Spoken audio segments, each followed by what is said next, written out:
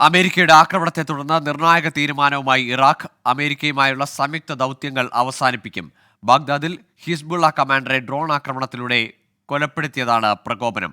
മധു കൊട്ടാരക്കര ചേരുന്നുണ്ട് ന്യൂജേഴ്സിയിൽ നിന്ന്. മധു, ഏതായാലും പശ്ചിമേഷ്യയിലെ സംഘർഷങ്ങൾ അത് ഇറാഖും അമേരിക്കയും തമ്മിലുള്ള ബന്ധത്തെ കൂടി ഉലയ്ക്കുന്നു, അല്ലെങ്കിൽ അത് മറ്റൊരു മോശം നിലയിലേക്ക് പോകുന്നു എന്നതാണോ വരുന്ന വാർത്ത? ഇത് ഈ മേഖലയിലുള്ള പല തീവ്രവാദ ഗ്രൂപ്പുകളുടെയും പ്രവർത്തനം കൂടുതൽ ഊർജിതമാകാൻ കൂടി വഴിവെക്കില്ലേ? ഗുഡ് മോർണിംഗ് ഗോകുൽ പറഞ്ഞതുപോലാണ് ഇപ്പോൾ സംഭവിച്ചുകൊണ്ടിരിക്കുന്നത്. തുടർച്ചയായി ഇറാൻ പിന്തുണയുള്ള ഹിസ്ബുള്ള ഉൾപ്പെടെയുള്ള ഗ്രൂപ്പുകൾക്കെതിരെയുള്ള അമേരിക്കയുടെ വ്യോമാക്രമണവും ഡ്രോണാക്രമണവും ഒക്കെ നടത്തിയത് ഇറാഖിന് അത്ര ഇഷ്ടപ്പെട്ടിട്ടില്ല എന്ന് വേണം നമുക്ക് കരുതുവാൻ. കാരണം ഇത് ഇറാഖിനുള്ളിലായിരുന്നു നടന്നത്. ഏറ്റവും ഒടുവിൽ ജോർദനിലെ US സൈനികരെ കൊലപ്പെടുത്തിയതിന്റെ പിന്നിൽ പ്രവർത്തിച്ച ഹിസ്ബുള്ള കമാൻഡറെ കഴിഞ്ഞ ദിവസം ബാഗ്ദാദിൽ ഡ്രോൺ ആക്രമണത്തിലൂടെ അമേരിക്കൻ വ്യോമസേന കൊലപ്പെടുത്തിയിരുന്നു.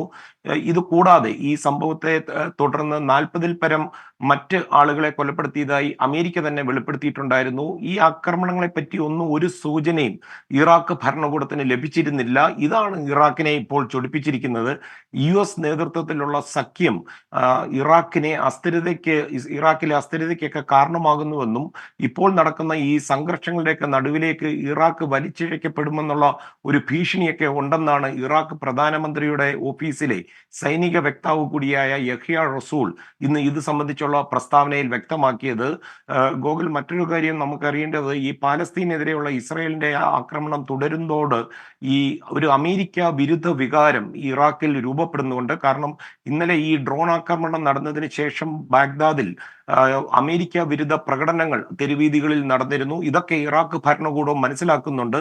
തന്നെയുമല്ല, അമേരിക്കയുമായിട്ട് ഉള്ള ഈ സഖ്യം തുടരണോ, ഈ ദൗത്യങ്ങൾ തുടരണോ എന്ന് ഉള്ള ചർച്ചകൾ നടക്കുമ്പോഴാണ് ഈ 3 US സൈനികർ കൊല്ലപ്പെട്ടത്. അതുകൊണ്ട് ഈ ചർച്ചകൾ പിന്നീട് നിർത്തിവെക്കുകയായിരുന്നു. അതുകൊണ്ടൊക്കെ തന്നെ ഇറാഖ് ഒരു ചിന്ത മാറ്റി ചിന്തിക്കുവാൻ ഇറാഖിനെ പ്രേരിപ്പിക്കുന്നത്, യഥാർത്ഥത്തിൽ 2500 US ട്രൂപ്പുകളാണ് ഇറാഖിലുള്ളത്. ഇവർ ഈ ഇറാഖിൽ തമ്പടിച്ചിരിക്കുന്നത് IS തിരിച്ചു വരാതിരിക്കുവാൻ ഇറാഖ് സൈന്യത്തെ സഹായിക്കുന്നതിന്റെ ഭാഗമായിട്ടായിരുന്നു.